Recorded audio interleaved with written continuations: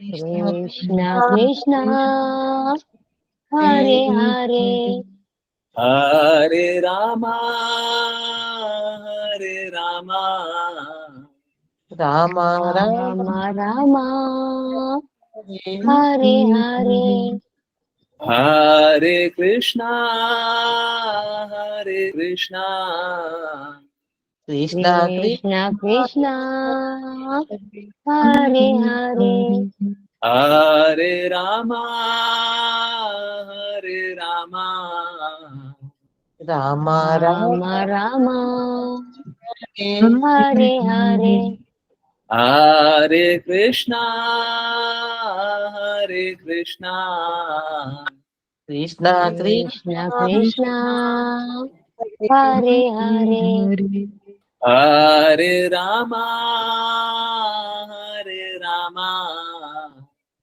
राम राम राम हरे हरे हरे सबको ये म्यूट कीजिए। हरे कृष्णा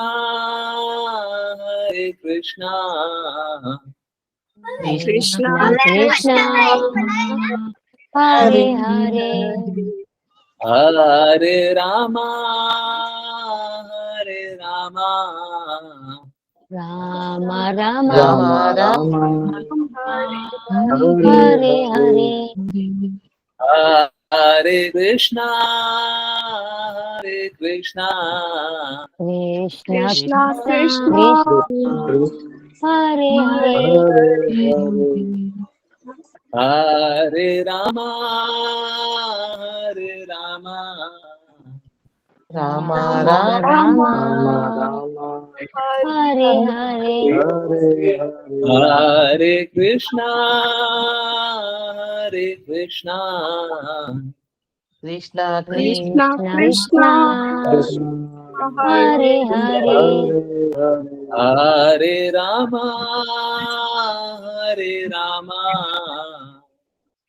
राम राम हरे हरे हरे कृष्ण everyone। बहुत बहुत धन्यवाद हरे सभी का कृष्ण ज्वाइन प्रभु जी। करने, चैंट करने के लिए, सिंग करने के लिए। आज बहुत ही विशेष अवसर है, भद्र पूर्णिमा है और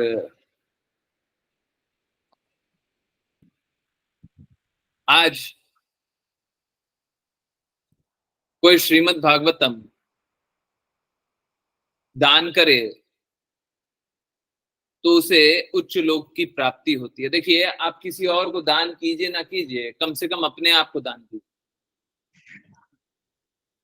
अपने आप को श्रीमद् भागवतम सुनने के लिए बनाइए।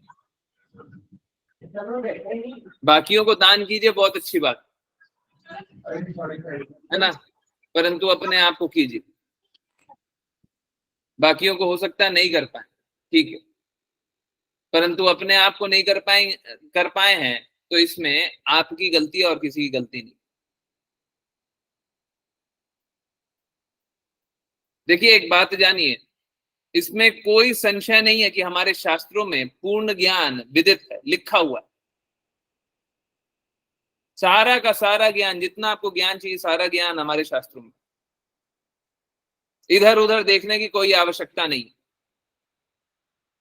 तो फिर डर किस बात का, संशय किस बात का? देखिए, सत्य को अस्वीकार मत कीजिए, आंख बंद करके झूठ में मत रहिए।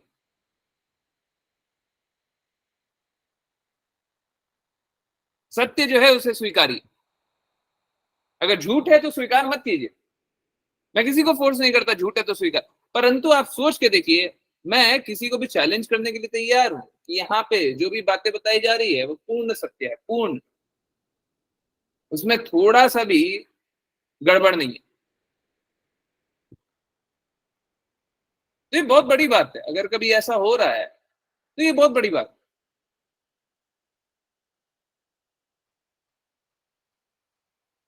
प्लीज झूठ को स्वीकार मत कीजिए, झूठ चाहे मेरा हो चाहे आपका। अगर आपको मेरे से झूठ सुनने को मिल रहा है तो मैं डेफिनेटली गुरु के पद पे तो नहीं, परंतु झूठ किसी का भी हो उसे स्वीकार मत कीजिए। भौतिक जगत में बहुत बार झूठ बोलना पड़ता है, वो अलग। और दूसरा, हतोत्साहित मत होइए, हैं? हतोत्साहित मत होइए। कि थोड़ा सा कष्ट आया, थोड़ा सा विपत्ति आया, थोड़ा सा विपरीत परिस्थिति आया, थोड़ा सा कुछ परेशानी आ गया, हम हतोत्साहित हो गए। थोड़ी सी भगवत गीता में, श्रीमद् भागवतम में ये बात आ गई जो हमारे समझ के परे है, हम हतोत्साहित हो गए। थोड़ी सी डांट पड़ गई, हम हतोत्साहित हो गए। डिस्करेज कर दिया, हतोत्साहित हो गए। बिल्कुल नहीं। अगर कभी भी डिस्करेज किया है तो इसलिए किया है ताकि आप अच्छे से कार्य करें। ये वाला एक्सेप्टेबल नहीं है जो भी आप कर रहे हैं, जो भी आप कार्य कर रहे हैं। तो हमारा प्रयास ये होना चाहिए कि हम अपने आप को और शुद्ध करके कार्य करें। और चाहे कोई भी परिस्थिति, चाहे परिस्थिति हमारे साथ हो चाहे हमारे विरुद्ध, हमें अपना निर्धारित कर्तव्य करने का पूर्ण प्रयास करना है। हमें अपना निर्धारित कर्तव्य करने का पूर्ण प्रयास करना है। झूठा जीवन मत जिए, जो भी सच्चा है उसको जिए और सच्चा जीने का पूर्ण प्रयास करें। झूठ में स्थित रह करके कोई लाभ नहीं है। अपने अहंकार में स्थित रह करके कोई लाभ नहीं है, नाश होगा। इस भौतिक जगत से जाएंगे ना तो सब कुछ छीना जाएगा, आपका अहंकार भी। जिस जिस चीज पे अहंकार करते सब छीना जाएगा। सूक्ष्म रूप से हम बहुत अहंकार करते, सब छीना जाएगा, एक एक चीज छीना जाएगा। क्या लाभ? हमको अपनी बुद्धि पे इतना क्यों घमंड है? हमको कुछ भी कार्य करते हो, कुछ भी कार्य करते हो, क्यों घमंड है? हमारा ना तो कुछ था, ना कुछ है, ना कुछ रहेगा। हमारा कुछ भी नहीं, सब कुछ कृष्णा का है और कृष्णा के लिए लगा दें। यही शुद्ध ज्ञान है, यही समर्पण है, यही जीवन का लक्ष्य है। इसी को स्वीकार लीजिए और शुद्ध बन जाइए। कितना सरल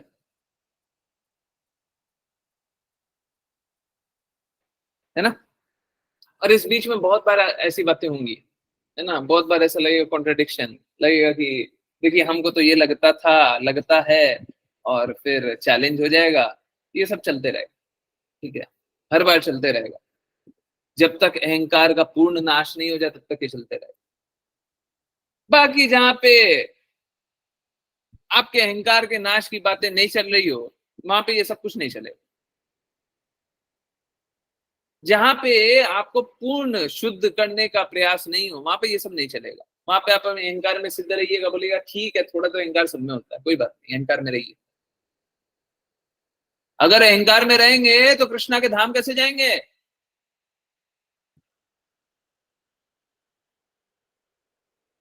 इस क्वेश्चन का आंसर नहीं है। इस क्वेश्चन का आंसर, कोशिश कीजिए सबको ही हमेशा जुड़ने का, समझने का। श्रीमद् भागवतम अगर नहीं समझेंगे तुम्हारे जीवन व्यर्थ है। अगर भगवत गीता नहीं समझ में आई तो जीवन व्यर्थ है। भगवत गीता के लिए एक सिंपल सा आप लोगों को कर रखा है, जिनको भी भगवत गीता सुननी हो, कोई भी आपके रिश्तेदार हो, कोई भी जिनको आप कभी भी समझाना चाह रहे हो, बताना चाह रहे हो, उनको आप वीडियो का प्लेलिस्ट दे सकते हैं। प्लेलिस्ट में से मांग लीजिएगा या शुद्ध भक्ति के प्रयास के ग्रुप के डिस्क्रिप्शन में। तो प्लेलिस्ट मांग लीजिए, उनको शेयर कर दीजिए जिनको भी शेयर करना है, ठीक है? अगर किसी का भी कोई भी व्हाट्सएप मैसेज आता है तो सबसे पहले ये मेंशन करें कि हमने आपकी भगवत गीता का सेशन देखा और मेरी ये जिज्ञासा है। बस क्वेश्चन ऐसा होना चाहिए, हमने भगवत गीता का सेशन देखा और मेरी ये जिज्ञासा है। अगर क्वेश्चन ये है तो मैं आंसर करने का पूर्ण प्रयास करूँ। सभी क्वेश्चन के आंसर मिलेंगे, चाहे कोई भी हो, कोई भी अननोन नंबर से मैसेज आ जाए। क्वेश्चन को क्लियर रखे हैं, या तो वॉइस मैसेज भेजें या तो टेक्स्ट मैसेज भेजें। जिनको भेजना, पूरे विश्व में जिनको भेजना भेज दीजिए। कोई भी व्हाट्सएप मैसेज आएगा मैं कोशिश करूंगा रिप्लाई करने। अब देखते हैं कब तक रिप्लाई कर सकते हैं। नहीं कर सकते हैं तो एक कोई तरीका बनाएंगे रिप्लाई करने का, परंतु आंसर सभी को मिलेगा। ठीक है, भगवत गीता से रिलेटेड अगर कोई जिज्ञासा होगी तो आंसर मिलेगा, परंतु आप समझिए सभी को भेजिए।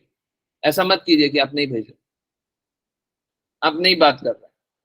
अब इससे ज्यादा कोई कोई प्रूफ ये चाहिए क्या, अश्योरेंस चाहिए क्या? बोले भगवत गीता नहीं समझ में आती। अब बताइए कैसे नहीं समझ में आती, कौन सी बात नहीं समझ में आती, कौन सी बात नहीं समझ में आती? भगवत गीता 18 दिनों की ये सेशन है, कौन सी बात नहीं समझ में आती? ठीक उसी प्रकार से श्रीमद् भागवतम भी सब कुछ समझ में आएगा, परंतु जुड़ना पड़ेगा। श्रीमद् भागवतम के लिए कोई इतना इजी अप्रोच नहीं है, आप आइए एक दिन आइए जुड़ जाइए और आपको समझ में आ जाएगा, ऐसा नहीं। आपको जुड़ना पड़ेगा, रेगुलरली जुड़ना पड़ेगा। परंतु अगर कोई बोले कि हमको भगवत गीता और श्रीमद् भागवतम नहीं समझना, तो जीवन को वो व्यर्थ कर रहा है, जीवन को व्यर्थ कर रहा है। कोई लाभ नहीं है, ऐसा जीवन जी करके क्या लाभ, कोई लाभ नहीं है ना। चलिए तो अब शुरुआत करते हैं श्रीमद् भागवतम समझने का। देखिए मैंने ये पढ़ा था, स्टार्टिंग में कुछ पढ़ा था। देखिए यहाँ पे अर्च विग्रह के लिए लिखा हुआ है। अर्च विग्रह, जब अर्च विग्रह के लिए लिखा हुआ है तो नवविधि भक्ति में अर्च विग्रह एक तरह की भक्ति है। आप उनमें से कोई भी भक्ति के बारे में ये बात बोल सकते हैं, है ना। चलिए समझते हैं आगे और डिटेल में समझने का प्रयास आगे बढ़ाएंगे। जिन जिनको रीड करना है अपना हैंड रेस करें और लेट्स स्टार्ट। हंसा माता जी, हरे कृष्णा, प्लीज स्टार्ट। हरे कृष्णा प्रभु जी। हरे कृष्णा। मनुष्य को चाहिए कि अपने निर्दिष्ट कर्म करते हुए भगवान के अर्चा विग्रह का तब तक पूजन करता रहे जब तक उसे अपने हृदय में तथा साथ ही साथ अन्य जीवों के हृदय में मेरी उपस्थिति का अनुभव न हो जाए। तात्पर्य यहाँ पर उन लोगों के लिए भी भगवान के विग्रह प्रतिभा की पूजा करने की आज्ञा दी गई है, जो केवल अपने निर्दिष्ट कर्म में लगे रहते हैं। विभिन्न वर्ण के लोगों यथा ब्राह्मण, क्षत्रिय, वैश्य तथा शूद्र वर्ण के लोगों तथा विभिन्न आश्रमों यथा ब्रह्मचर्य, गृहस्थ, वानप्रस्थ तथा संन्यास के लिए कुछ निर्दिष्ट कर्म है। मनुष्य को तब तक भगवान के विग्रह प्रतिमा की पूजा करनी चाहिए जब तक वह प्रत्येक जीव में भगवान की उपस्थिति का अनुभव न करने लगे। दूसरे शब्दों में उन मनुष्यों को अपने कर्तव्यों को सही सही निभाने में ही संतुष्ट रहना चाहिए। उसे अपना तथा अन्य जीवों का भगवान के साथ जो संबंध है उसे अनुभव करना चाहिए।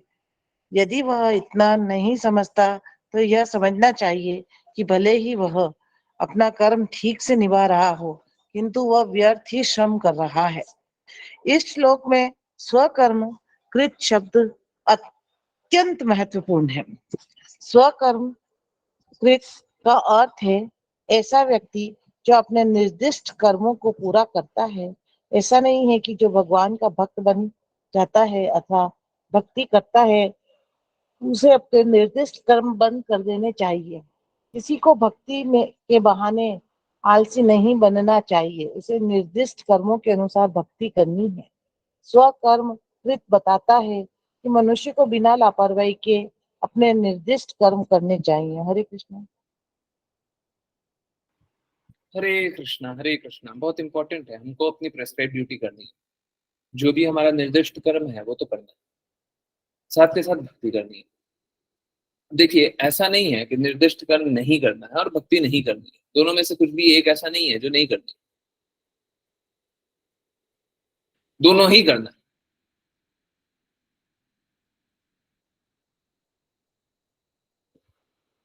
कि देखिए एक लाइन लिखी हुई है यहाँ पे बहुत इंपॉर्टेंट, ऐसा नहीं है जो भगवान की भक्त बन जाता है अथवा भक्ति करता है। अगर कोई सपोज कीजिए आप बोले कि हम तो भक्त बन गए, हाँ ठीक, वो अपने निर्दिष्ट कर्म करना बंद कर देना चाहिए, उसे अपने निर्दिष्ट कर्म करना बंद कर देना चाहिए। बोले हम तो अब प्रिस्क्राइब ड्यूटी नहीं करेंगे। अक्सर बच्चों में देखा जाता है बच्चे पढ़ाई करने में थोड़ी ढिलाई कर देते हैं, है ना। आज भी दो डिवोटी तो मैं जानता हूँ जिनको बोला हुआ है कि आप पढ़ाई अच्छे से, तो वो ऐसा सोचने लग जाते हैं क्योंकि बच्चे सरल हृदय के होते हैं ना, अक्सर बच्चे ऐसा गलती करते हैं, परंतु बड़े भी करते हैं। बच्चे तो एकदम साफ साफ करते हैं, परंतु बड़े भी ये गलतियां करते हैं। क्या करते हैं? हम अपना निर्धारित कर्तव्य ही करना भूल जाते हैं। बड़ों में अधिकतर क्या होता है, अभी मैं आपको एक एग्जांपल दूं। सपोज कीजिए मैं किन्हीं डिवोटी को डांट दूं, है? तो वो क्या करेंगे? डांट से शुद्ध हो जाएंगे, चोट लगेगी,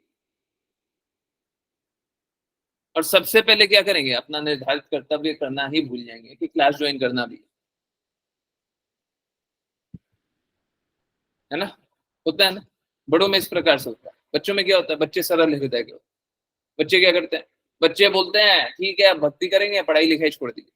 देखिए, पढ़ाई लिखाई आप छोड़ सकते हैं, ऐसा नहीं है कि पढ़ाई लिखाई करना ही सब कुछ है। और देखिए, परंतु आप समझिए इस बात को कि आपके जीवन व्यापन में आपको अगर कष्ट ना हो रहा हो तो आप छोड़ सकते हैं। पढ़ाई लिखाई हमको तब तक करनी होती है जब तक जीवन व्यापन में कोई कष्ट हो रहा हो, क्योंकि ये भौतिक जीवन है, इसको भी जीना पड़ेगा ना। अब समझिए, देखिए किसी के साथ बुरा हो जाए ये कोई चाहता नहीं है, परंतु अगर सपोज कीजिए कि आपके साथ कुछ विपत्ति आ जाए, कुछ बुरा परिस्थिति आ जाए, आप पढ़े लिखे नहीं है, तो फिर क्या होगा? आपकी हालत क्या हो जाएगी? आपको कोई कार्य करना है, आपको कोई कार्य देगा? आप कैसे कार्य कर पाएंगे? और उस स्थिति में आप भक्तों का मान नहीं, भक्तों का अपमान कीजिएगा। वो देखेंगे कि भक्ति करके क्या होता है, इतना संघर्ष होता है, क्या क्या लाभ है?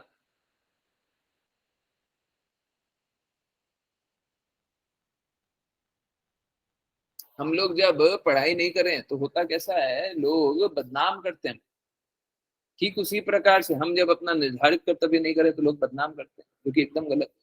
ये तो देखिए, अच्छा अच्छा कार्य करते तब भी लोग बदनाम करने लग जाते हैं। आजकल आप लोग गौशाला के बारे में सुन रहे हो भाई, तभी जो जो गौशाला के बारे में सुन रहे हैं, जिनको कष्ट हो रहा है, पहला, अगर आपको कोई इधर उधर के लोग बोलते हैं ना, तो बोला कीजिए कि पहले क्लास आकर के ज्वाइन कीजिए ना।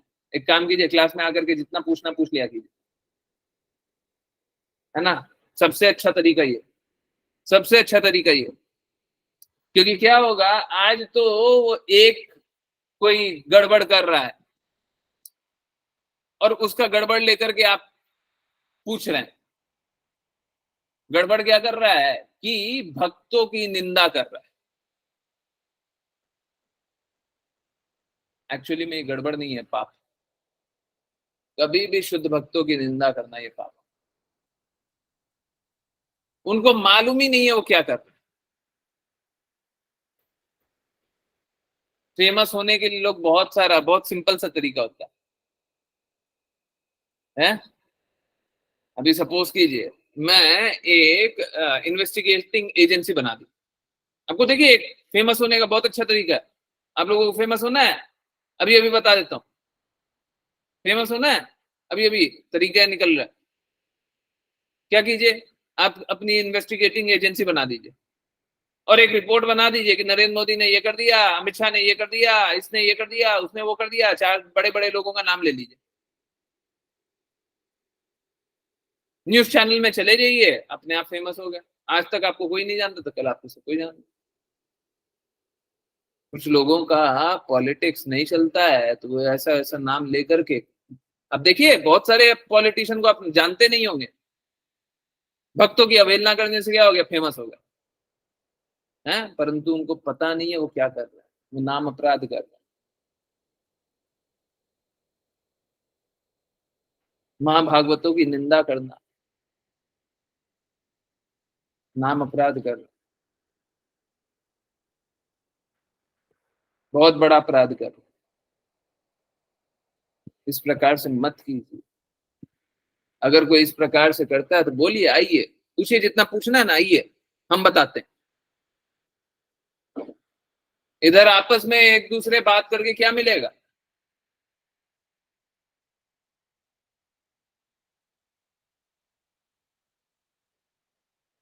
मुझे, बाय द वे, मैंने शायद बोला अभी, अमोघ लीला प्रभु का एक बहुत अच्छा वीडियो है, हिज ग्रेस अमोघ लीला प्रभु का एक बहुत अच्छा वीडियो है, उसमें बहुत सारे गौशाला के बारे में दिखाया हुआ है।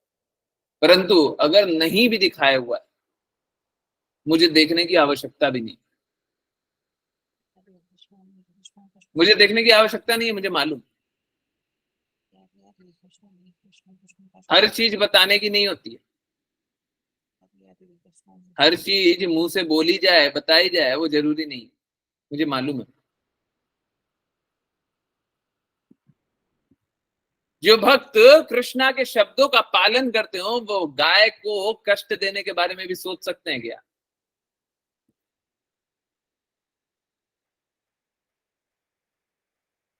डेली जो दिन में 5 बार बोलते हो गौ ब्राह्मण हिताय च, वो गायों को कष्ट देंगे?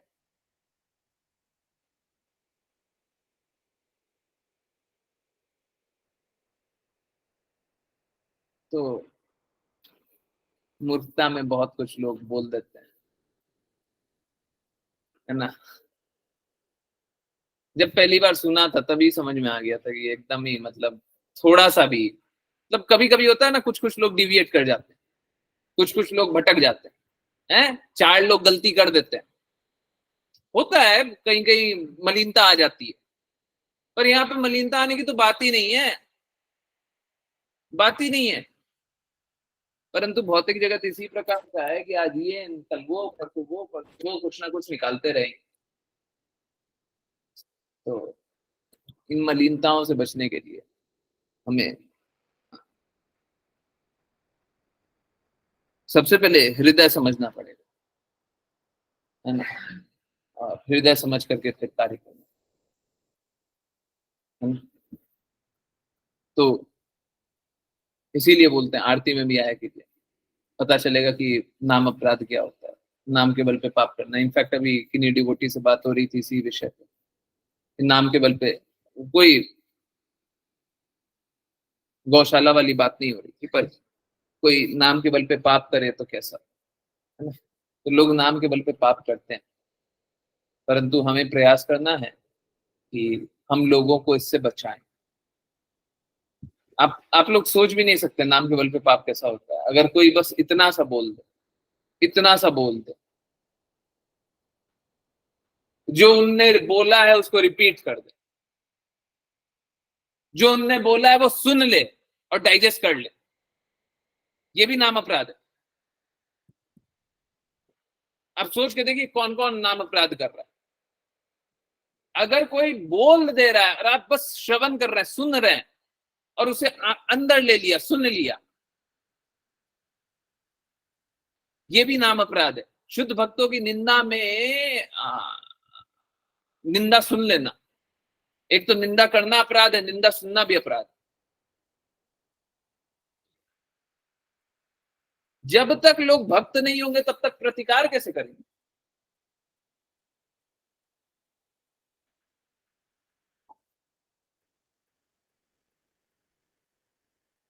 इस प्रकार की निंदा सुनना बहुत बहुत भक्ति के लिए बहुत बुरा है। ऐसा मत सुनिए, ये सब सुनने से नाश हो जाओगे। इसीलिए बहुत जरूरी है भक्तों का संग कीजिए। और बार बार जब भी बोलते हैं भक्तों का संग कीजिए, तो एक बात एकदम क्लियर है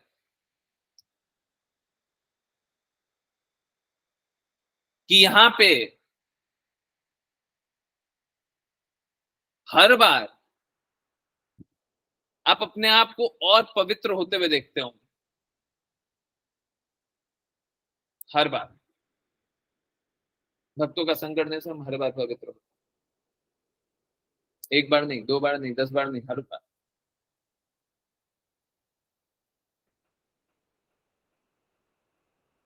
अर्च विग्रह की सेवा करना भी हमारी पवित्रता के लिए लक्षित है। लक्ष्य क्या है? कि हम पवित्र हो। अर्च विग्रह की सेवा करना पहले तो आसान बात है, दूसरा अर्च विग्रह शुद्ध रूप से करें ये भी बड़ा दिक्कत। ये भी इतना सरल है। परंतु अगर किन्हीं को कृष्णा की अनुभूति ना हो, अब देखिए क्या है, सपोज कीजिए हम लोग कृष्णा का नाम नहीं जप रहे, कृष्णा के शब्द नहीं सुन रहे। अब स्थिति क्या है कि हम सभी को कृष्णा के प्रति अट्रैक्शन डेवलप करना है। कृष्णा तो ऐसे भी अट्रैक्ट करते हैं, पर हम क्या करते हैं, उसे रिजेक्ट कर देते हैं। परंतु अट्रैक्शन डेवलप करना है, और अगर नहीं करेंगे तो क्या होगा? भगवान के प्रति आकर्षण डेवलप नहीं करेंगे तो क्या होगा? माया के प्रति आकर्षण करेंगे। आकर्षित तो होंगे ही, ऐसा नहीं आकर्षित नहीं होंगे। जो लोग भगवान के प्रति आकर्षित नहीं है वो माया के प्रति आकर्षित है। माया भी भगवान का ही एक एक विकृत प्रतिबिंब है। परंतु अगर आप माया जो नहीं है उसी के प्रति आकर्षित हो जाइएगा तो जो नहीं है वही वाला जीवन जिएगा। कौन नहीं है? हम प्रभु। आप प्रभु नहीं है, परंतु प्रभु बनने की इच्छा, आप वैसे ही जीवन जिए, बन जाइए प्रभु, स्वामी, प्रभु। तो इस प्रकार का जीवन जी करके कोई लाभ नहीं है, तो हम क्या, हम अपना जीवन को सार्थक कैसे बने? तो बोले हम भक्ति नहीं कर रहे हैं, तो कैसे भक्ति कैसे करें? फिर भक्ति करने की प्रक्रिया ये है, क्या? अर्च विग्रह की पूजा करें।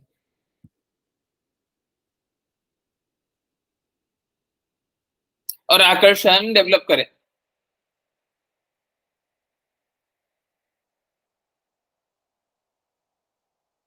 परंतु इस बात को समझिए, अगर आप भगवान के प्रति आकर्षित हो गए, उसमें जीवन का लक्ष्य प्राप्त नहीं किया आपने, भगवान के प्रति आकर्षित हो गए तो उसमें जीवन का लक्ष्य प्राप्त नहीं हुआ।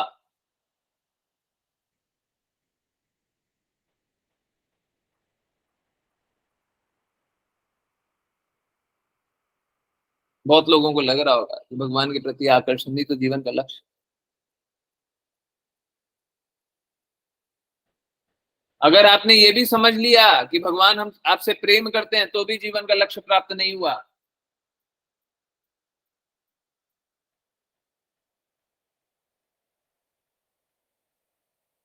जब तक आप भगवान की सेवा में निरंतर रूप से कार्य नहीं करना चाहते हो, तब तक जीवन का लक्ष्य प्राप्त नहीं हुआ। देखिए, सेवक का कार्य है स्वामी की प्रसन्नता के लिए कार्य करना। और अगर सेवक मात्र इतना करे और स्वामी सही हो, भगवान से अच्छा तो कोई हो नहीं सकता। स्वामी सही हो तो होगा क्या? स्वामी सेवक की स्वयं रक्षा करेगा। बस हो गया हमारा जीवन सफल।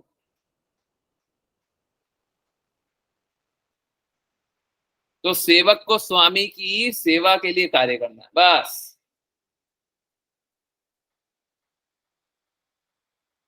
प्लीज नोट कर लीजिए, मेरे को मैसेज भी कर दीजिएगा।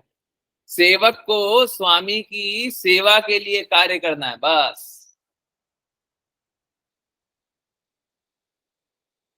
कितना सरल, कोई मुश्किल है? सेवक का तो कार्य ही है स्वामी की सेवा के लिए कार्य करना।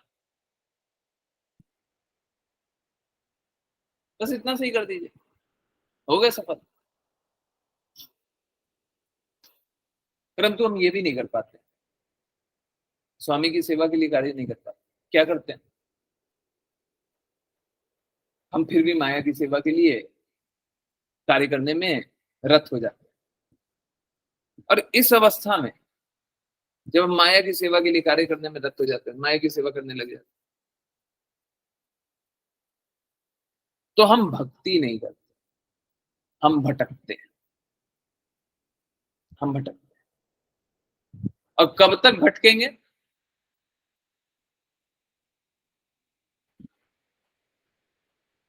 कब तक भटकेंगे? निरंतर रूप से भटकते रहे। कब तक? जब तक हम भगवान के प्रति पहला आकर्षण ना डेवलप कर लें, दूसरा प्रेम ना डेवलप कर लें, तीसरा भगवान के कहे अनुसार कार्य ना करने लग जाए, चौथा गुरु के कहे अनुसार कार्य ना करने लग जाए, पांचवा गुरु के, जो हम लोगों ने कल बोला, गुरु की इच्छा अनुसार कार्य ना करने लगे। कल हम लोगों ने बोला था गुरु की इच्छा अनुसार कार्य करना।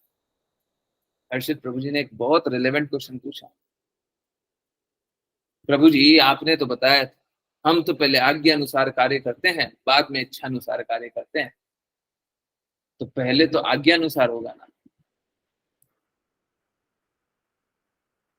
बात तो बिल्कुल सही है, परंतु आज्ञा में बस आज्ञा आती है, इच्छा में इच्छा तो आती है, परंतु इच्छा के ऊपर आज्ञा मिल जाए तो आज्ञा भी आएगी ना। अगर कोई इच्छा अनुरूप कार्य करता है, सपोज कीजिए आप मेरे इच्छा अनुरूप कार्य करते हो और मैं आपको आज्ञा ही दे दूं, तो आज्ञा अनुरूप कार्य कीजिएगा कि नहीं कीजिएगा? इच्छा में आज्ञा अपने आप आ जाती है ना, परंतु आज्ञा में इच्छा नहीं आती है ना। जैसे मैं आपको एक एग्जांपल दूं, अगर सपोज कीजिए his divine grace Srila Prabhupada ने इंस्ट्रक्शन दिया, आज्ञा इंस्ट्रक्शन दिया कि ये करना है, तो फिर वो आज्ञा है, वो तो हम करेंगे। परंतु his divine grace Srila Prabhupada हमेशा प्रसाद वितरण करते। अब शिष्य से क्या एक्सपेक्टेड होता है कि शिष्य गुरु के कृत्यों का, जो गुरु किए हैं वो वैसा करे, अनुसरण करे। तो उन्होंने आज्ञा नहीं दी है, आज्ञा नहीं दी है, बोले नहीं कि जाओ प्रसाद वितरण करो, बोले नहीं, परंतु इच्छा जरूर है ना। तो अगर इच्छा में कोई रत हो जाए तो आज्ञा अपने आप पालन कर। ठीक, अच्छा क्वेश्चन था, मैंने उस क्वेश्चन को थोड़ा सा अवॉइड किया था उस टाइम, जब क्वेश्चन पूछा गया था ना, उस समय मैं थोड़ा सा अवॉइड किया कि बाद में बता देंगे। थोड़ा सा सिंपल भी बोला, हाँ ऐसा बोला था, इच्छा और आज्ञा दोनों सेम ही, परंतु एक्चुअली में पूर्ण रूप से आंसर ये, जब आज्ञा होती है तो मात्र आज्ञा होती है, जब इच्छा होती है उसमें आज्ञा अपने आप सम्मिलित होती है। आज्ञा आ गई तो सबसे पहले वो तो आज्ञा है, उसका तो पालन करना ही है ना।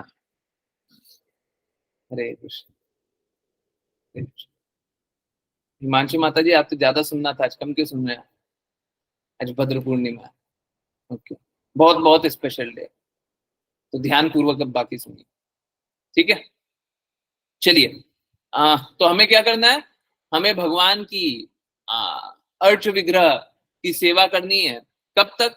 जब तक हमारा हृदय निर्मल ना हो जाए, भगवान से आकर्षण ना डेवलप हो जाए, प्रेम ना डेवलप हो जाए, गुरु की आज्ञा अनुसार कार्य ना करने लग जाए, फिर गुरु की इच्छा अनुसार कार्य ना करने लग जाए, भगवान के लिए पूर्ण रूप से समर्पित ना हो जाए, है ना, तब तक हमें कार्य करते रहना।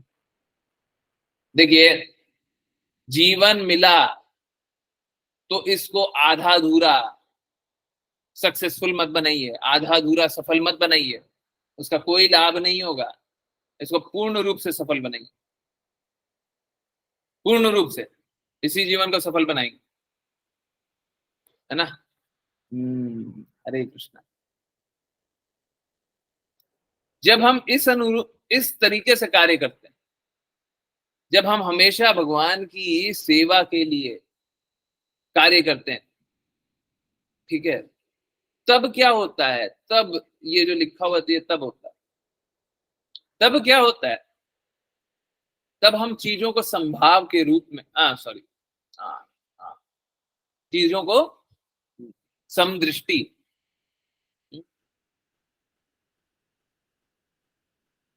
समान दृष्टि रख करके सभी चीजों को देखते हैं। हम्बल सेज लिखा हुआ ना भगवत गीता में, equal vision, equal vision, equal vision को क्या बोलेंगे? समान दृष्टि, ना, समान दृष्टि से सभी को देखें। पर कब देखेंगे? जब कृष्णा से संबंध के रूप में सभी को देखें, आत्मा को परमात्मा के अंश रूप में देखेंगे, तब जाकर। ऐसे नहीं समदृष्टि ले आएंगे, नहीं नहीं, ऐसे कोई नहीं ला सकता। बोले कि हम समदृष्टि ले आएंगे, भगवान से हमारा कोई संबंध स्थापित, समझे चाहे ना समझे। बहुत लोग होते हैं ना भौतिकवादी, बोलते हैं हम लोगों की मदद करना चाहते हैं, हम गरीबों की मदद करना चाहते हैं, हम कैंसर पेशेंट की मदद करना चाहते हैं। कोई मदद नहीं कर सकता, कोई मदद नहीं कर सकता। अगर कृष्णा ने भाग्य में उसके बुरा लिख दिया, गरीबी लिख दिया, तो क्या वो अमीर हो सकता? अगर कृष्णा ने उसके जीवन में मृत्यु जल्दी लिख दिया, ऐसे तो शरीर का मृत्यु होता है, आत्मा का मृत्यु नहीं होता, परंतु ठीक, तो क्या उसको चाहे कैंसर हो गया हो, चाहे रोड पे एक्सीडेंट हो गया हो, चाहे कुछ भी हो गया, आप क्या उसे बचा सकते हैं? वापस से वही बात, अभी जो सीखा वापस से वही, निर्धारित कर्तव्य करना है। ऐसा नहीं बोले रोड पे एक्सीडेंट हो गया, कृष्णा बचाना है तो बचा लेंगे, हम इसको छोड़ देते हैं यहीं पे और हम आगे जाते हैं।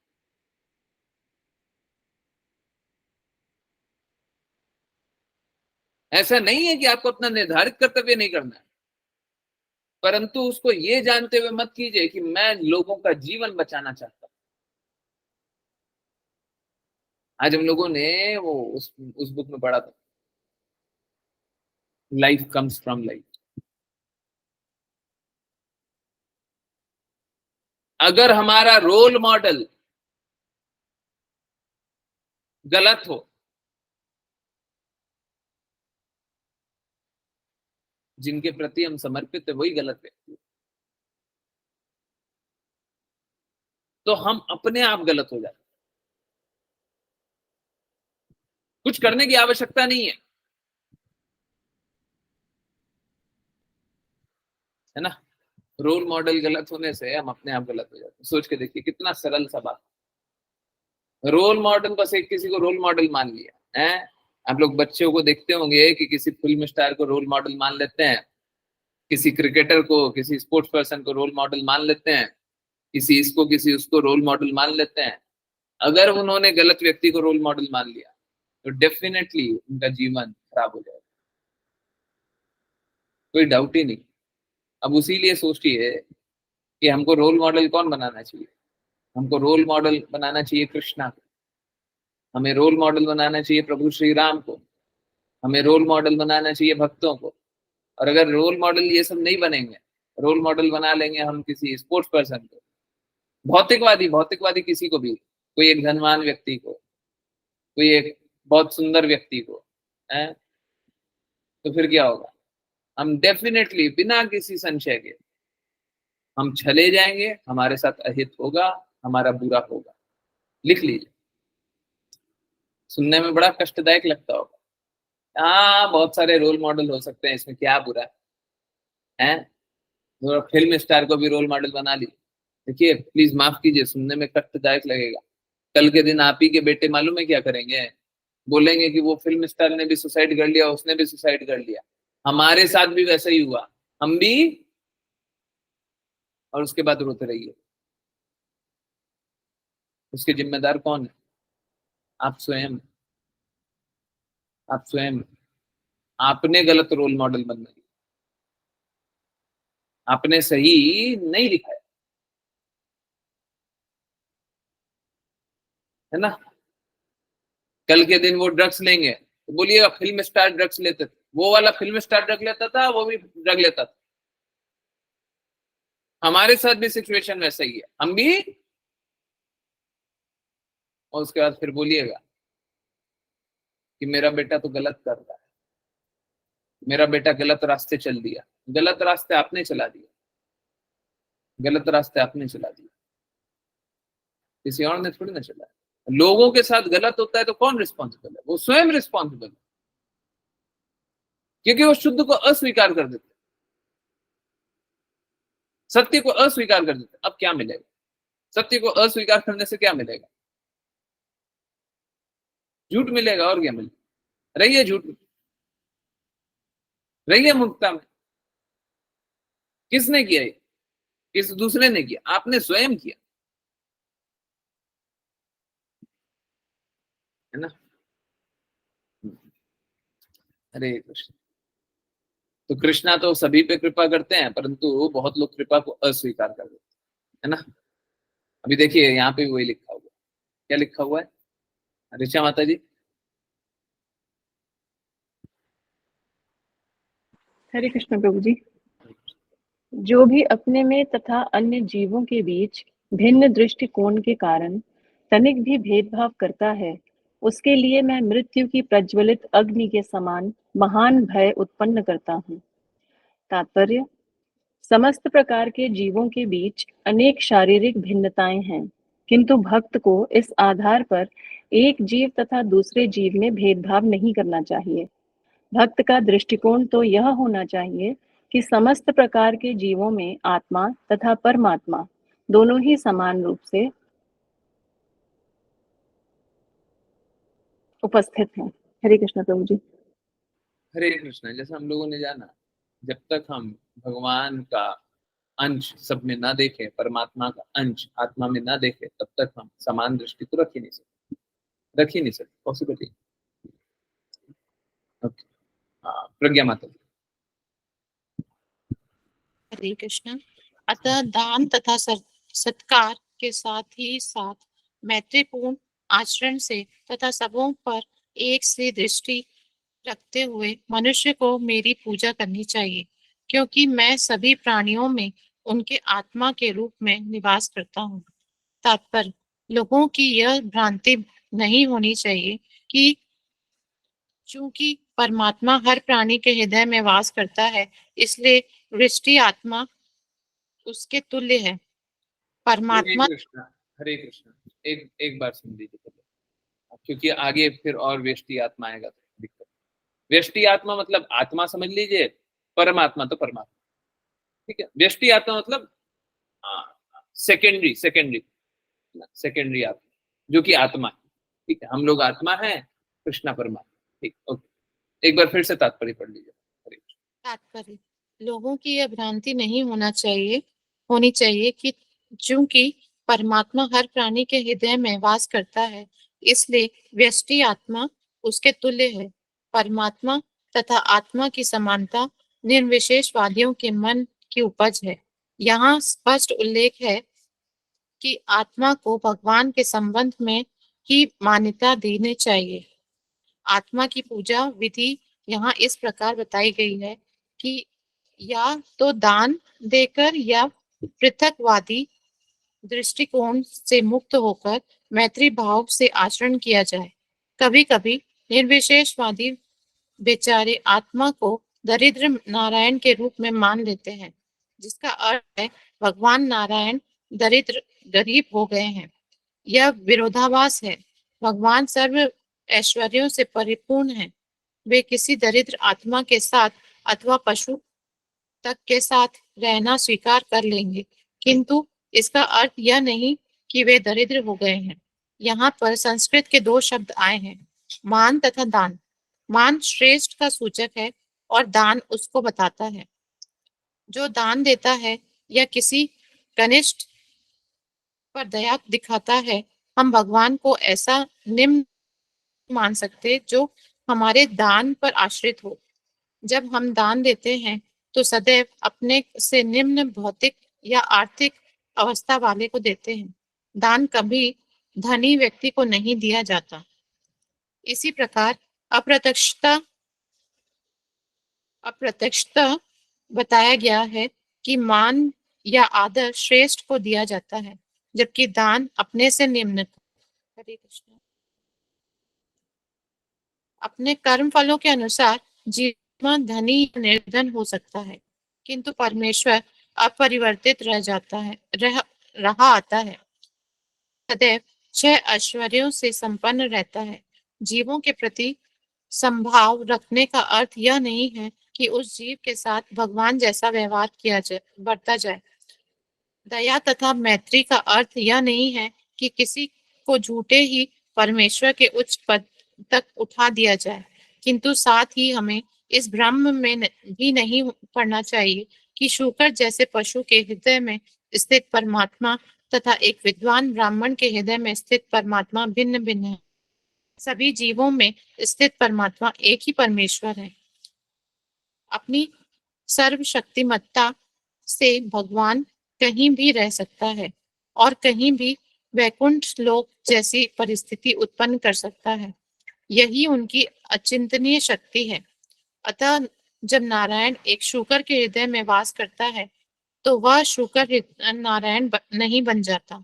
वह शूकर की देह से अप्रभावित रहकर सदैव नारायण बना रहता है। हरे कृष्ण। हरे कृष्ण हरे कृष्ण। अभी सपोज कीजिए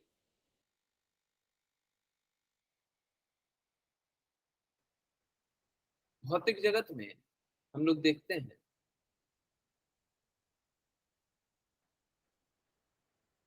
या फिर आध्यात्मिक जगत में ही चलते हैं। अगर सपोज कीजिए गुरु आपको बोले कि वो अज्ञानी, कोई भी गुरु बोले मैं अज्ञानी हूं, देखिए या तो वो गुरु नहीं होंगे या तो वो अज्ञानी नहीं होंगे, परंतु अगर गुरु बोले कि अज्ञानी हूं तो उसका अर्थ क्या है? उसका अर्थ क्या है?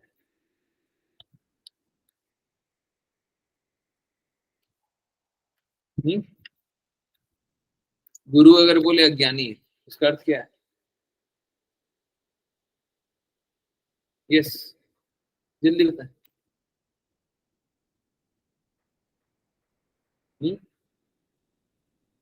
जल्दी। गुरु अगर अपने आप को अज्ञानी बताएं तो उसका अर्थ क्या है? Is always Krishna conscious. Okay, तो अज्ञानी बोले तो उसका अर्थ क्या है?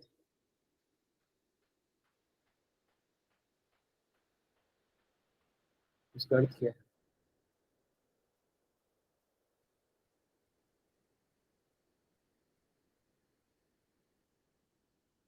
यस, कोई आंसर नहीं।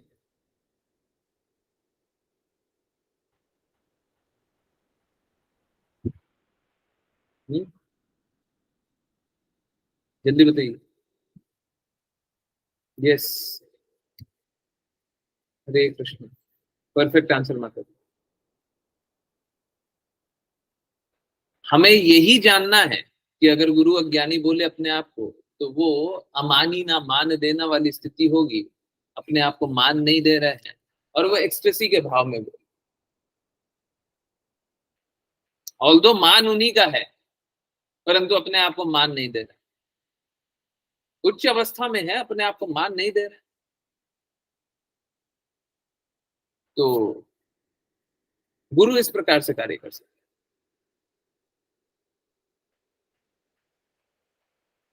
इस डिवाइन कृष्ण प्रपात भी बहुत लेक्चर में बताते, अपनी असमर्थता बताते। क्या वो असमर्थ थे? जब डिवाइन कृष्ण प्रपात अपनी असमर्थता बताते तो क्या वो असमर्थ थे? बिल्कुल नहीं। एक्सटेसी के भाव में कुछ भी बोल है, उच्च स्थिति में रह करके कुछ बोल रहे हैं। ठीक है, तो गुरु कभी निम्न नहीं हो सकते। ठीक इसी प्रकार से भगवान भी कभी निम्न नहीं हो सकते।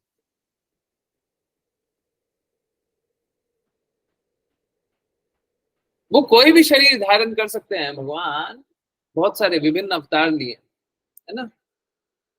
शुकर का शरीर भी एक्सेप्ट किया,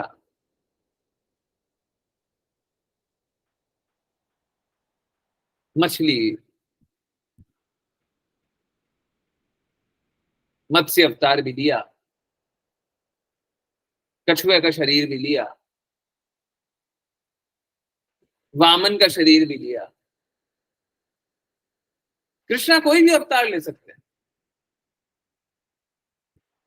परंतु उससे उनकी स्थिति नहीं बदल जाती, उससे उनकी स्थिति नहीं बदल जा सकती। कृष्णा अचिंतनीय है, कृष्णा हम सबकी समझ से परे है, और हमें इस भ्रम में नहीं पड़ना चाहिए।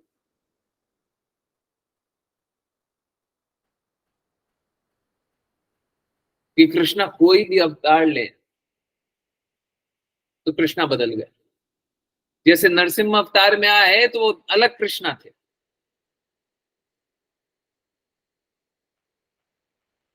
नहीं, कृष्णा वही थे।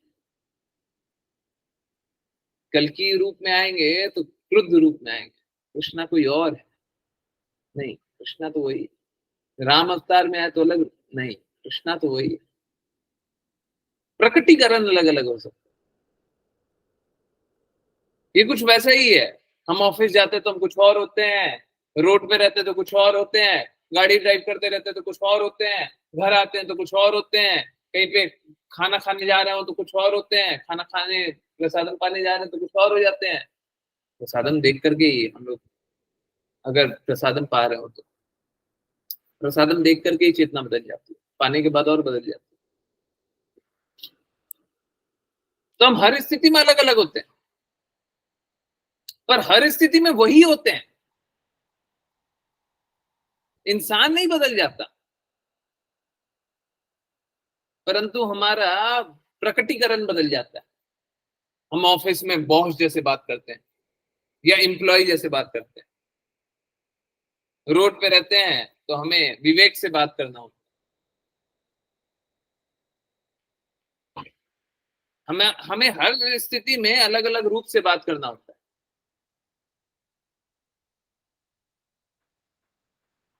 परंतु आंतरिक रूप से हम सब एक ही है, वही हम बदल नहीं जाते। कपड़ा चेंज कर देने से शरीर नहीं बदल जाता। हाँ, कपड़ा चेंज करने से हमारा प्रकटीकरण बदल जाता, हम इस तरीके से प्रकट है ना।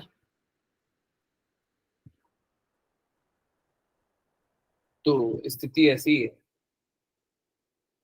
कि भगवान अलग अलग रूप से प्रकट होते हैं, और वो सारा रूप ही अपने में शुद्ध है ना, कोई भी अपूर्ण नहीं है।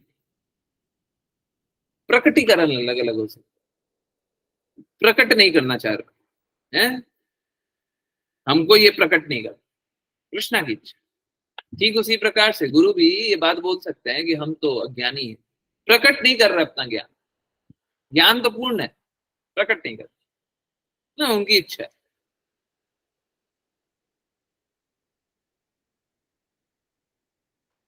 इसी प्रकार से आप किसी का भी शरीर देखो तो शरीर में कृष्णा परमात्मा रूप में विद्यमान है।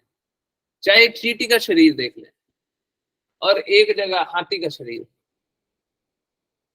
तो चींटी तो इतनी सी, उसका हृदय इतना सा, और उतना सा हृदय में कितने बड़े परमात्मा, एकदम छोटे से। हाथी का शरीर इतना बड़ा, हृदय इतना बड़ा, परमात्मा भी इतने बड़े, परंतु दोनों में कोई भेद नहीं, दोनों में कोई फर्क नहीं।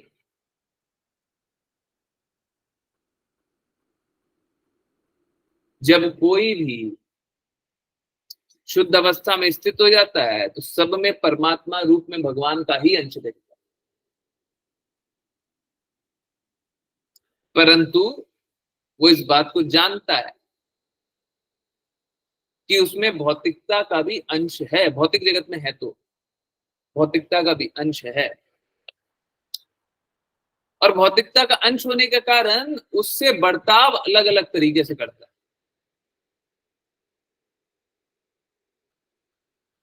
सबको ही है परमात्मा,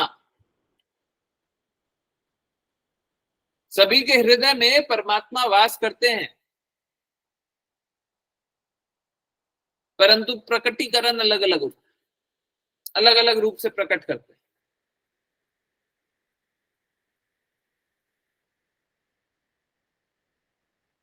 एक जो चींटी होगी, भक्त उसको गले नहीं लगाएगा, बोलेगा गले लगाएंगे, इसको हाथ लगाएंगे तो बेचारी का अहित हो जाएगा।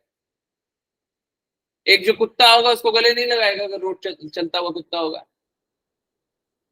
बाय द वे, अगर घर का भी कुत्ता हो तब भी गले लगाना किसी कारण से वर्जित है, ठीक है, कोई बात नहीं, वो बाद में जाना। अब बोलो।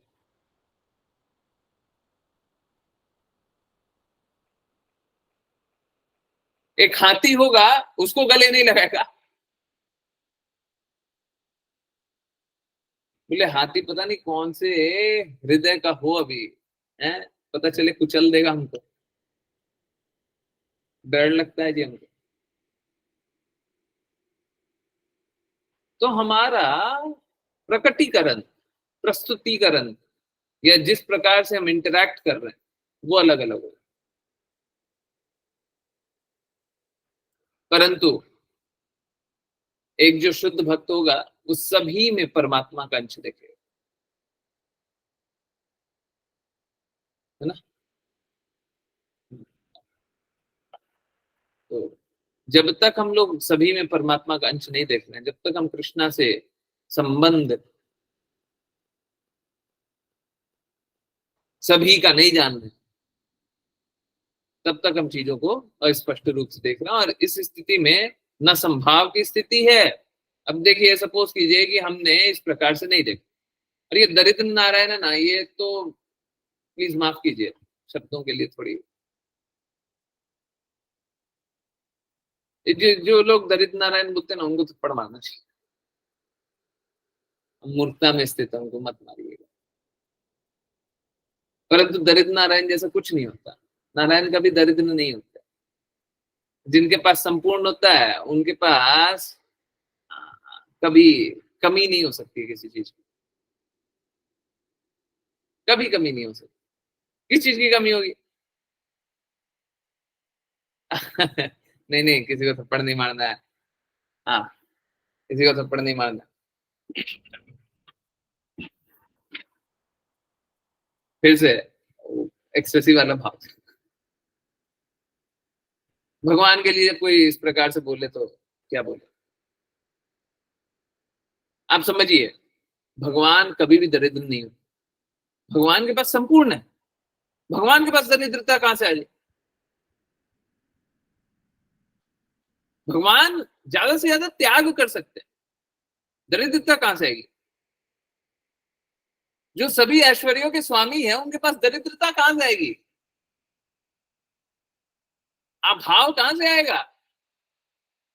उनकी ऑपुलेंस से त्याग करना, ठीक है, त्याग दिया, मन किया, त्याग दिया, छोड़ दिया। सुदामा जी आए थे तो सिंहासन पे सुदामा जी को बैठा, द्वारकाधीश फटाफट त्याग दिया, बैठ बैठ, आप बैठ, मैं आपकी सेवा कर रहा हूं। तो त्याग सकते हैं वो, ठीक, परंतु इसका अर्थ ये नहीं है कि अब वो दरिद्र हो गए हैं। सुदामा जी के आते ही कृष्णा दरिद्र हो गए। कृष्णा के पास सब कुछ है, कभी दरिद्र नहीं हो सकते। बड़ा मुक्ता पूर्वक बात है, भौतिक जगत वाले मुक्त। परमात्मा और आत्मा कभी बराबर नहीं होते, सूर्य और सूर्य प्रकाश कभी बराबर नहीं। ठीक, आई होप सभी को सारी बातें समझ में आई होगी। कृपया करके श्रीमद् भागवतम डेली ज्वाइन किया कीजिए। आज भद्र पूर्णिमा है, भद्र पूर्णिमा पे अगर हम लोग दान करें श्रीमद् भागवतम का, तो ये स्पिरिचुअल वर्ल्ड में, आध्यात्मिक जगत में हमें स्थित कर देता है। ठीक है, तो कम से कम और कुछ नहीं कीजिए, श्रीमद् भागवतम सुनिए, डेली सुनिए, नित्य सुनिए, और सभी को रिक्वेस्ट कीजिए, ज्वाइन करवाइए, सुनाइए। और अगर कोई भी कष्ट आए, कोई भी प्रश्न हो, कोई भी जिज्ञासा हो, मैं आंसर करने के लिए तैयार बैठा हूँ। ठीक है, तो जिनके भी जो भी डाउट हो, सपोज कीजिए मैं बता रहा था कि भगवत गीता का सेशन सभी को भेजिए, यूट्यूब का लिंक मैं दे दे रहा हूँ, भेजा हुआ है, प्लेलिस्ट सभी को भेजिए और सुनने के लिए बोलिए। अगर किन्हीं की कोई भी किसी प्रकार की जिज्ञासा कैसी भी है, कहीं से भी है, तो मैं आंसर करने के लिए बैठा हूँ। और श्रीमद् भागवतम और भगवत गीता में सभी के आंसर। ठीक है, विनम्र निवेदन है, कृपया सब कोई सुनिए। अब अगर नहीं सुनिएगा और बोलिएगा हमारे पास टाइम नहीं है, हमारे पास ये नहीं है, हमारे पास वो नहीं है, बहाने हजार। देखिए आप समझिए इस बात को, आपको जोड़ने वाले कोई भी हो सकते हैं, ठीक है, परंतु अब आपकी दृढ़ता उनकी दृढ़ता पे नहीं, अब आपकी दृढ़ता आपकी दृढ़ता। आपको इंडिपेंडेंटली भी बहुत दृढ़ रहना चाहिए, है ना? बहुत दृढ़ रहना चाहिए, इस अवसर का कभी भी जाने मत दीजिए, है ना? हम लोग जितना भी कोशिश कर पाएंगे करने का प्रयास करें, ठीक है। चलिए, तो अब करते हैं वैष्णव प्रणाम मंत्र, और जिन जिन को वैष्णव प्रणाम मंत्र करना होता है। अश्लेषा माता जी, हरे कृष्ण। हरे कृष्णा गुरु जी। हरे कृष्ण। वाञ्छकल्पतरुभ्यश्च वाञ्छकल्पतरुभ्यश्च कृपा सिन्धुभैव च कृपा सिन्धुभ्येव च पतितानां पावनेभ्यो पतितानां पावनेभ्यो वैष्णवेभ्यो नमो नमः। वैष्णवेभ्यो नमो नमः। अनंत कोटि वैष्णव की जय जय, श्रील प्रभुपाद की जय भगवद गीता की, जय श्रीमद् भागवतम की, जय सभी भक्तों की। जय। जय। हरे हरे कृष्णा कृष्ण कृष्ण कृष्णा हरे हरे, हरे राम राम राम हरे हरे, हरे कृष्णा राम हरे हरे, हरे राम राम राम हरे हरे, हरे कृष्णा कृष्ण हरे हरे, हरे राम राम हरे हरे। हरे हरे कृष्णा कृष्णा प्रभु जी। एक इम्पोर्टेंट बात, हरे कृष्ण। जो लोग दिल्ली में हैं या दिल्ली के अगल बगल हैं, मंडे को अगर अवेलेबल हो सकते हैं टेम्पल जाने के लिए, तो मेरे को मैसेज कीजिएगा। नहीं, वो वाला टेम्पल नहीं जा रहे हैं, ईस्ट ऑफ कैलाश वाले, दूसरा टेम्पल जाएंगे। अगर कोई भी अवेलेबल है मॉर्निंग, मंडे मॉर्निंग, उनको जाने की इच्छा हो, मैसेज कर सकते, पर्सनली मैसेज कीजिएगा यहाँ पे। ठीक, हरे कृष्ण। अभी कुछ फाइनल नहीं है जाने का, ऐसा कुछ नहीं। अरे यस, किन्हीं की कोई जिज्ञासा है, कुछ भी पूछ लो, कुछ जानना है? नहीं?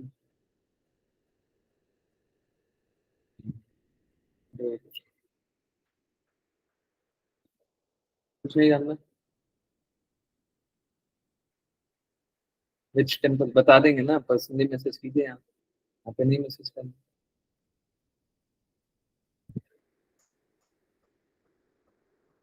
अरे तब तक आप लोगों को, सभी लोगों को आई होप प्रसाद मिल जाए। अभी हम लोग कोशिश करेंगे और कार्य करने, और इनफैक्ट मेरे को ये क्लास से स्टार्टिंग टाइम बोलना चाहिए। I am really grateful to each one of you, आप लोगों का एक एक का बहुत बहुत कृतज्ञ हूँ कि आप लोग इतना प्रयास करके प्रसाद डिस्ट्रीब्यूशन को इतना सक्सेसफुल बना। सक्सेसफुल इसलिए है क्योंकि सब तक प्रसाद पहुंचे, ये बहुत बड़ी बात है। धाम धाम की धूली पहुंचे। मैं देख रहा हूँ कि प्रसाद एकदम सही रूप से पहुंच रहा है, जो कि बहुत अच्छा लगता है। परंतु ये सब कुछ आप लोगों के कारण है, ये सब कुछ गुरु माता के कारण है, इस डिवाइन श्रील प्रभुपाद के कारण है।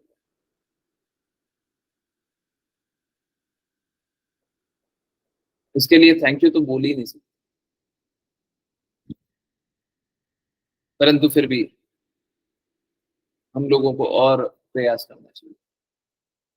वेरी ग्रेटफुल, मतलब इसके लिए शब्द कम, परंतु ठीक है, जो भी किया वो तो पास्ट हो गया, कल तक जो किया था वो तो पास्ट हो गया है। अब उसका और क्या, अब आगे के लिए और करना चाहिए। जब हम लोग ने ये देखा कि हम लोग इतना कर सकते हैं तो और भी बहुत कुछ कर सकते हैं। बस एक ही कष्ट था कि फिजिकली एफर्ट करने वाले कुछ कम लोग थे, जबकि मुझे ऐसा लगता है जहाँ पे अभी मैं हूँ वहां पे फिजिकली एफर्ट करने वाले ज्यादा लोग होने चाहिए। आई डोंट नो, मेरे को समझ में नहीं आता कि क्यों नहीं करते और क्यों नहीं कार्य करने के लिए आगे बढ़ते। अगर आपको कृष्णा का कार्य करने का मौका नहीं मिल रहा तो किस चीज का कार्य कर, कौन सा कार्य कर, जो भी कार्य कर रहे हैं वो असत, कोई लाभ नहीं, कोई लाभ नहीं। कुछ लोगों को इनफैक्ट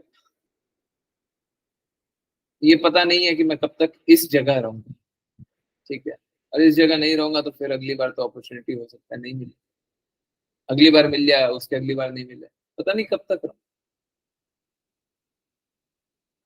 तो ये है, आई डोंट नो कि लोग कार्य क्यों नहीं करना चाहते, करना चाहिए, मौका मिला है, अभी मिला है, कर लीजिए, आगे का कुछ पता नहीं। ठीक है, चलिए।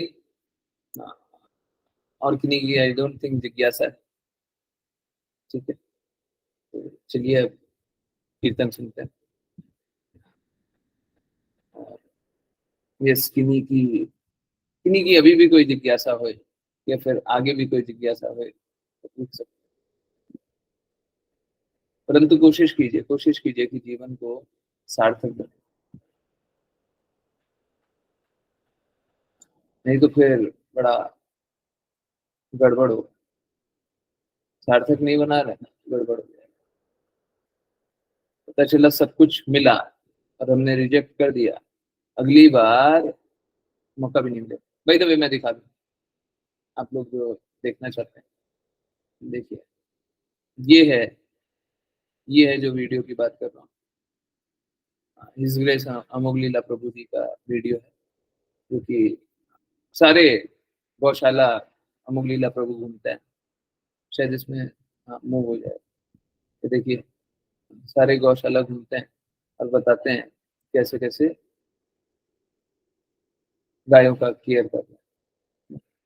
तो ये अलग अलग गौशाला, पूरे इंडिया की गौशाला घूम करके वीडियो बना करके बता रहे हैं। इनफैक्ट असलियत तो मालूम है क्या है, असलियत ये है कि अगर ऐसे भक्त को ये बताना पड़े, ये कष्ट लेना पड़े कि हम इधर जा करके उधर जा करके इस तरह का वीडियो बनाए, ये कष्ट देना भी बड़ा अपराध है। वो कितना कुछ कार्य कर सकते थे, आपने उन्हें कष्ट दे दिया। हाँ ठीक है, वो शुद्ध भक्त जो होंगे ना वो उसको भी अपॉर्चुनिटी की तरह ले लें, अमोघ लीला प्रभु उसको भी अपॉर्चुनिटी की तरह ले लें, वहां पे भी नाम प्रचार करने के लिए लग जाए, परंतु ये गलत है, जो लोग कर रहे हैं वो गलत है ना, वो गलत। चलिए तो कीर्तन सुनते हैं। हरे कृष्ण। चलिए लाइव रोकते हैं और एक बार कीर्तन स्टार्ट, एक मिनट।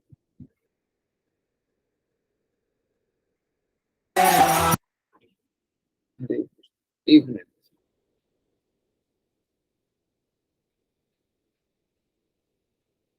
किन्हीं की कोई जिज्ञासा तो नहीं है ना?